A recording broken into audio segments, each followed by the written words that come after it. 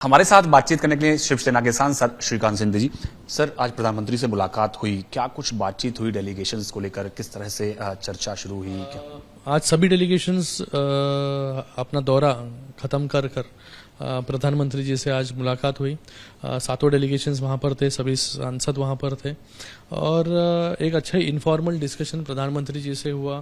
प्रधानमंत्री जी ने 1 घंटा सभी डेलीगेशंस को दिया और एक इनफॉर्मल अच्छी चर्चा की, वहाँ का अनुभव कैसे था, उस देश ने किस प्रकार से भारत को रिसीव किया, किस प्रकार से जो मैसेज हम पहुँचाना चाहते थे, जीरो टॉलरेंस अगेंस्ट टेररिज्म, उस प्रकार वो मैसेज पहुँचा कि नहीं पहुँचा।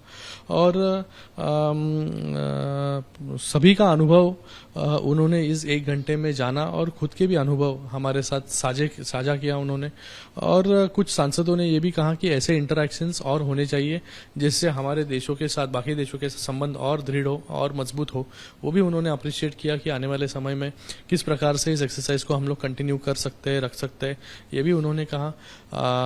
तो ऐसे एक अच्छा और सबसे इम्पोर्टेंट जो मैसेज पूरे देश ने परसीव किया, अप्रिशिएट किया, वो था कि सभी पार्टीज के लोग, ऑपोजिशन के भी और सत्ताधारी के भी, ये सभी लोग एक साथ आकर एक ही सुर में बात करते, एक ही वॉइस में बात कर रहे थे, एक ही बात कर रहे थे टेररिज्म की, टेररिज्म के खिलाफ बात कर रहे थे। ये बहुत अप्रिशिएट पूरे अलग अलग देशों ने किया, क्योंकि भारत एक ऐसा पहला देश था जिसने ये इनिशिएटिव शुरू किया टेररिज्म, क्योंकि टेररिज्म अभी सिर्फ भारत तक सीमित नहीं है, पूरे दुनिया में फैल चुका है। तो टेररिज्म से अगर लड़ना हो तो सभी को साथ में आकर लड़ना होगा। प्रधानमंत्री जब भी कुछ फीडबैक लेते हैं सांसदों से, तो उससे पहले उनके पास भी अपना एक फीडबैक सिस्टम होता है, वहां से फीडबैक उनको मिलता है। जैसे बताया जा रहा था खबरों में, सूत्रों के वाले से खबर यह है कि निकनेम्स तक पता थे कि कौन ग्रुप में किसका क्या निकनेम है। आपके ग्रुप के साथ क्या क्या कुछ हुआ बातचीत? प्रधानमंत्री जी को सभी चीज़ों की पता रहते, वो प्रधानमंत्री जी है। पूरे मॉनिटरिंग, कौन किससे क्या बात कर रहा है, कौन से देश से किस प्रकार से बात कर रहा है, ये सभी चीज़ें प्रधानमंत्री जी को तो ऑब्वियसली पता होती है, किस प्रकार से हर एक देश रिएक्ट कर रहा है। तो मुझे लगता है कि ये जो ऑपरेशन सिंदूर के बाद का आउटरीच प्रोग्राम था, ये ऐसा अनोखा प्रोग्राम था जिसको भारत देश ने पहली बार किया, इसलिए ये बहुत सेंसिटिव भी विषय था, बहुत इम्पोर्टेंट विषय था। और जो सेंसिटिव विषय होने के कारण पीएमओ भी इसको अच्छी तरीके से मॉनिटर कर रहा था। आपके ग्रुप से भी कुछ बातचीत हुई, किस तरह से आपने अपनी रिपोर्ट रखी प्रधानमंत्री के साथ? हमारे ग्रुप से भी बातचीत हुई, हमने उनके सामने किस प्रकार से अफ्रीका देश में भारत के लिए और अपॉर्चुनिटीज़ है, किस प्रकार से हमारे संबंध उनके साथ और अच्छे हो सकते हैं, किस प्रकार यूएई पूरे ताकत के साथ भारत के साथ खड़ा हुआ। अफ्रीका के छोटे देश हो, लेकिन वो भी पूरी ताकत के साथ भारत के साथ खड़े हुए।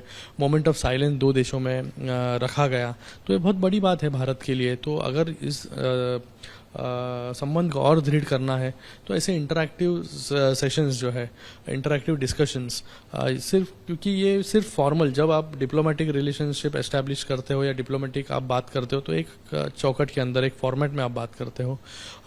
जब हमारा डेलीगेशन यहाँ पर गया तो इनफॉर्मल डिस्कशंस भी उन देशों के साथ हमारा हुआ, कुछ डीप डिस्कशन उनके साथ हुआ।